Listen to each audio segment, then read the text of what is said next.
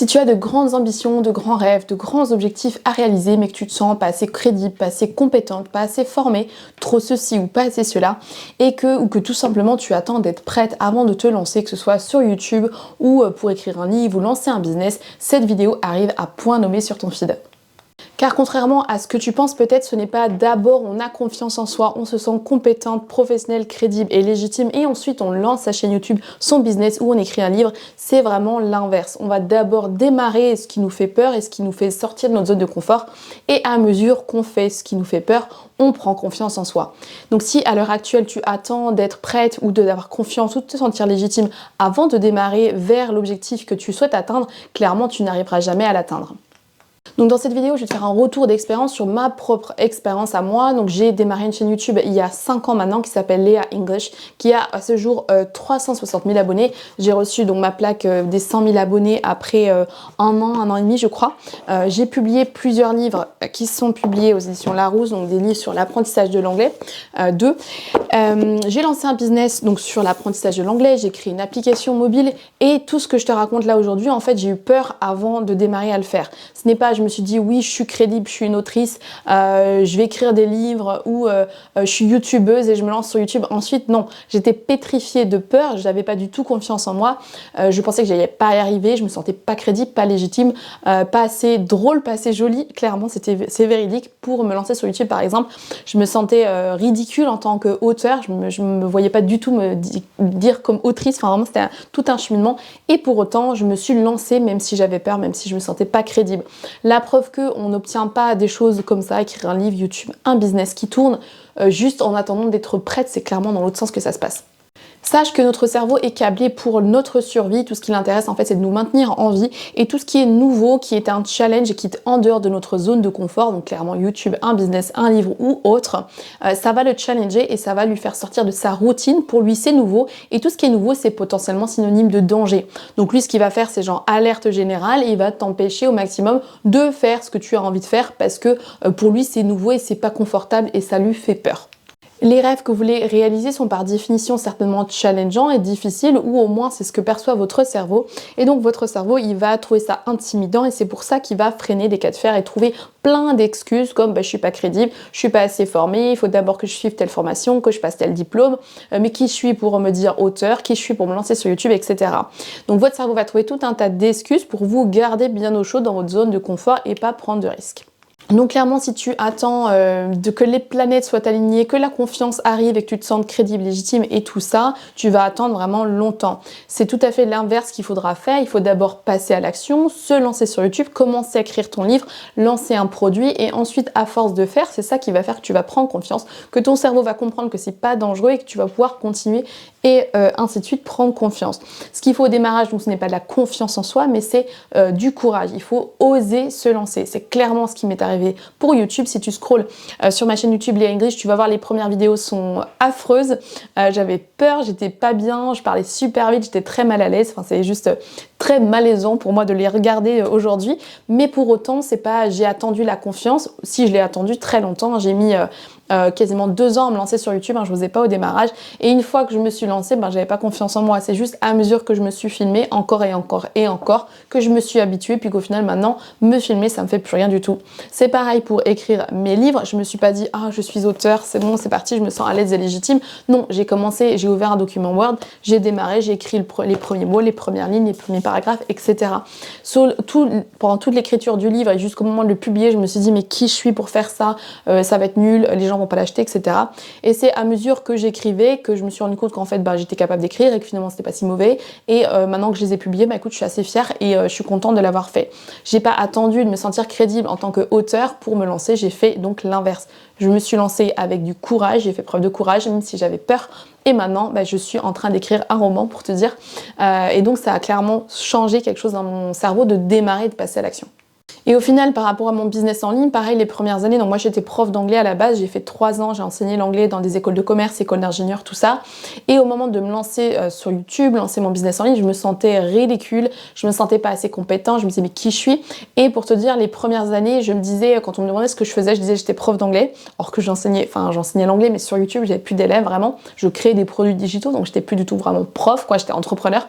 Je n'osais pas dire je suis entrepreneur, je trouvais ça tellement pompeux, enfin, même aujourd'hui me dire youtubeuse, je trouve ça bizarre, même auteur, ça me fait bizarre. Mais le entrepreneur, il m'a fallu 3 ans, 4 ans avant d'oser le sortir. Je disais j'ai un business en ligne où je vends des trucs sur internet. Mais le fait de dire je suis entrepreneur, c'est un truc où je me disais mais oh là là, ça fait tellement prétentieux, alors qu'en fait pas du tout, je suis entrepreneur, c'est comme ça. Mais il m'a fallu des années avant de pouvoir me mettre cette étiquette en fait et d'oser le dire.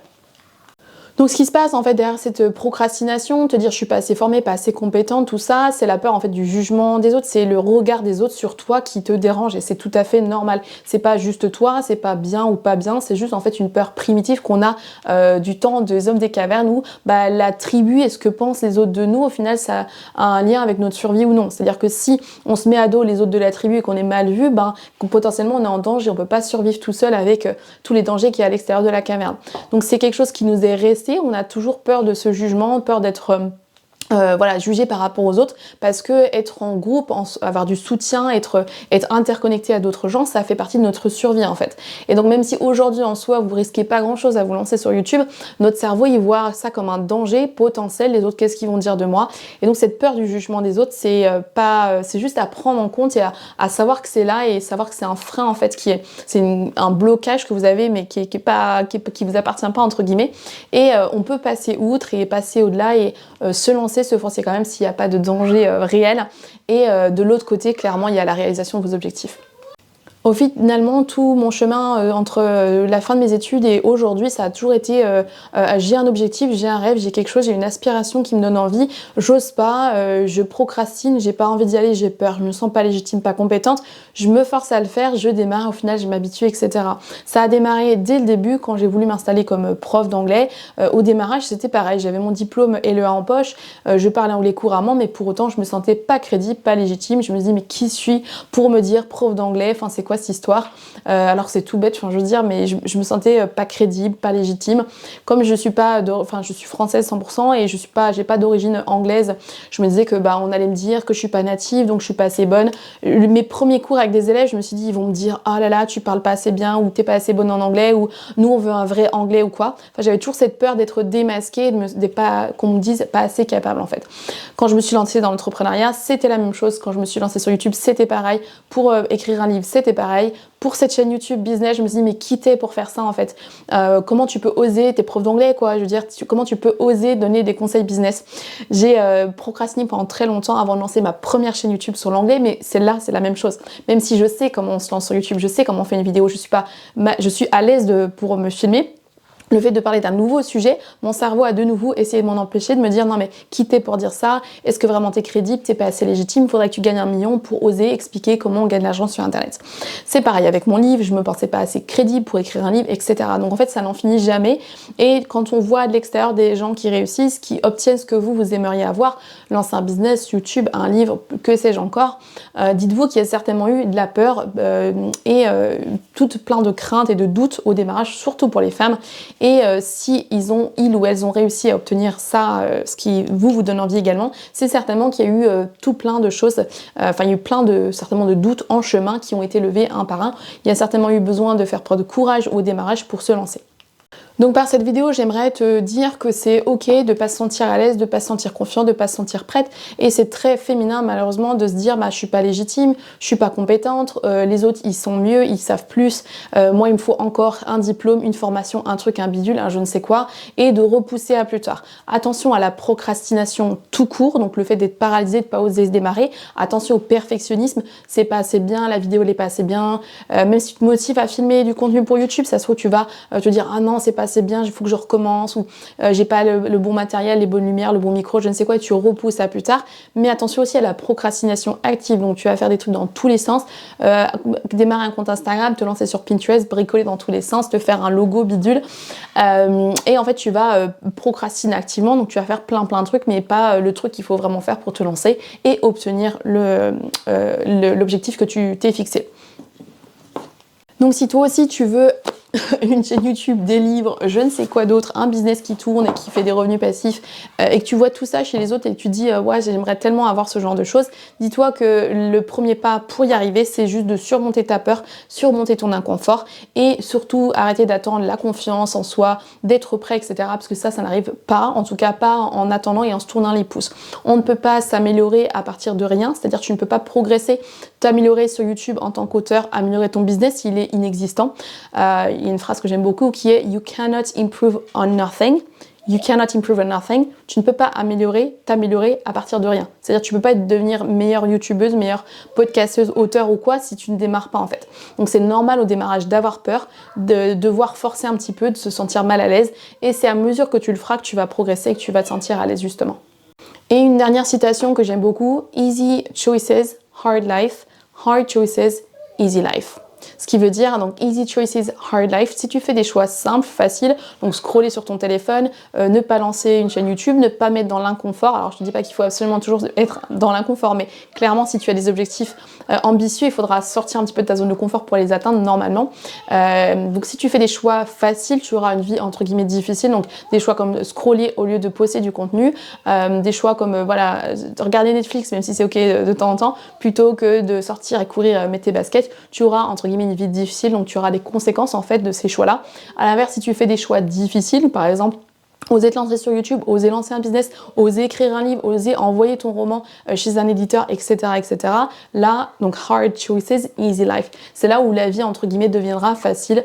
L'idée, c'est juste te dire que tes choix, en fait, c'est ok si c'est inconfortable et difficile. Faut te dire que si ces choix-là, c'est justement pour atteindre tes objectifs, c'est ces choix difficiles qui sont challengeants, intimidants, qui font peur, qui vont en fait t'emmener justement à l'objectif et avoir un truc plus simple ensuite.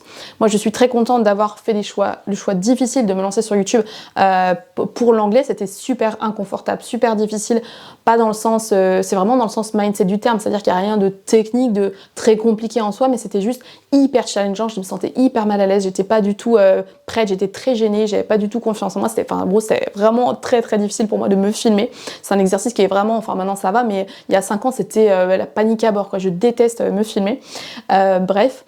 Et le fait d'avoir fait ce choix difficile à la base, de m'y être tenue et semaine après semaine d'avoir publié une vidéo, 2 vidéos toutes les semaines sans déroger pendant 2 ans, ça a été dur de m'y mettre et de d'oser. Et puis s'il y avait des retours négatifs, de pousser quand même et de continuer. Et ben ça fait qu'aujourd'hui j'ai une chaîne qui a 360 000 abonnés, qui génère 230 000 vues mensuelles, qui me permet d'avoir tout un business derrière avec des revenus passifs, etc., etc. Le fait d'avoir osé faire le choix difficile de lancer des produits, même si j'étais mal à l'aise, de faire des webinaires, je me sentais hyper gênée de parler de produits, de vendre, etc. Tout ça a fait que aujourd'hui, j'ai des produits à vendre, des choses qui se vendent de façon passive.